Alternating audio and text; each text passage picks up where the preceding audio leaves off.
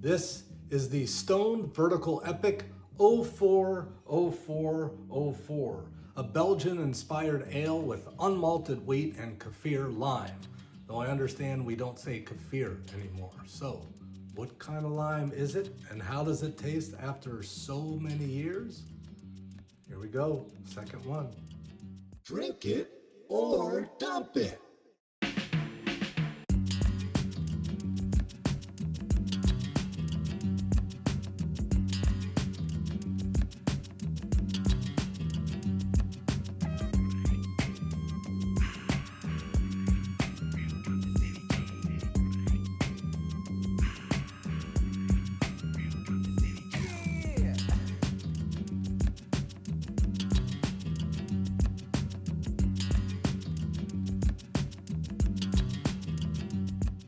Am I right to say that it started with a pale ale? What you were brewing was your, I would say, flagship, and then moved to the IPA? Am I right to say, could we try another beer while we're Yes, you are right. The 444, this is with kaffir lime. Oh boy. Remember that one? Oh boy. I remember getting really some. Can't even call it that anymore. Yeah. Well, even at the time, we had. Cool. Was it this one or was a later something with kaffir lime leaf? All right. It's a lot lighter in body. Yeah. So was it the same base beer, or the mash bill changed each one? Everything changed. Okay. Everything changed every time. It was the only thing consistent between the vertical epic ales was sort of the what if Okay. side of the equation. So this is 8.5% with sterling hops. Wow, what a difference. The sterling hops are gone. Mm-hmm. Well, there's a bit of bitterness, a little. Little more acid than the The first kaffir one. lime still comes through. Yeah, it Mhm. does. Yeah, surprising. Jeremy, what do you think? I'm waiting for Chris to bring me a glass. What's the term you're allowed to use now for kaffir lime leaf? What is it? I'm not going to step in that minefield. Yeah, But that's I'm- dangerous Yeah. territory. Why was it taken? Well, I don't care. You can't, you can't boycott my beer anymore because I don't have a brewery anymore. Oh, that's right. So, and by the way, I wasn't the one that ever named it that. And blah blah blah. Just like, That's what it was called. yeah, that's what it was called. Is right. But I have no problem modifying it to. Okay, there's a new sensibility. Fine, I can follow that. But just I don't know what it is. don't fillet me for not knowing in advance. Sometimes. We have a lot to move through. Yep. All right. That lime character is nice. You get it. It's still there. Citrus hystrix.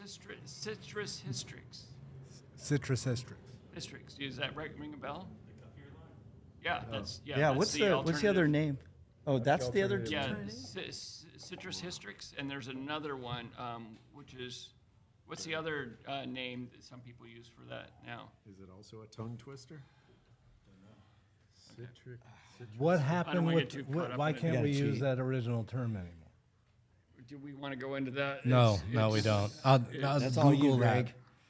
I'll make Tell a that mental story. note of that. Yeah. Yeah. Pass the Or bucket. maybe a suggestion, don't Don't. Google it. because- Right. Talking about the 444 versus the 333, were you able to taste the previous years before you brewed the next, or did you? Yeah, How no, I often think- were you coming up with the idea for the next Certainly one? from the 3.3 to the 4.4, we were able to. We had enough that we could. Did you use Taste it. that as a jumping off point, or? I mean, I think we were trying to make everyone different. you know? Yeah. I mean, some people thought the original intention of the series was to brew the same beer for 11 years in a row and then taste them all at the end. But that, yeah. What fun is that?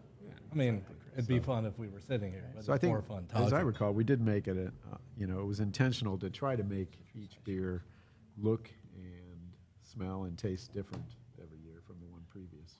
Well, so far it's working. Yeah, this one's still in really good shape too. It's amazing. It really is. And when I was looking at the lime, I was thinking, oh, that's going to drop out, especially after, 20 years.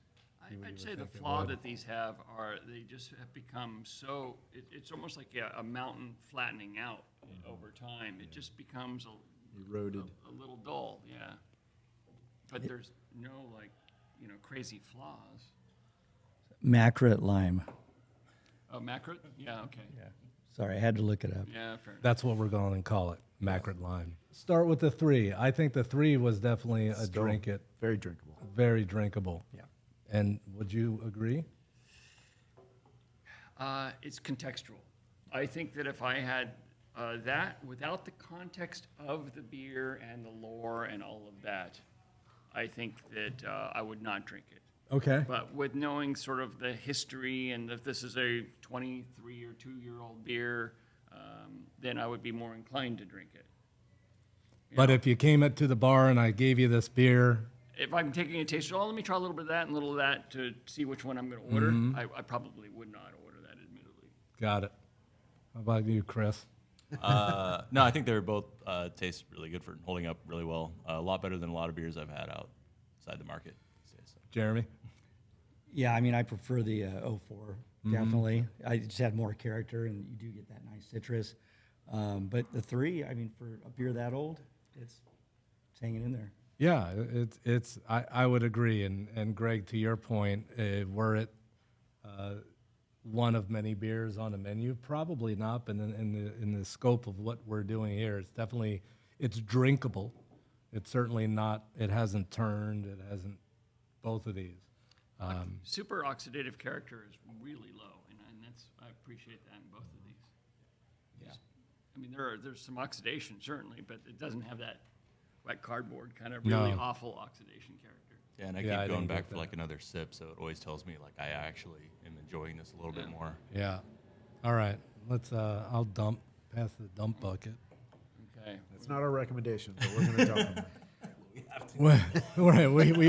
We have 11 more beers to go, so we're.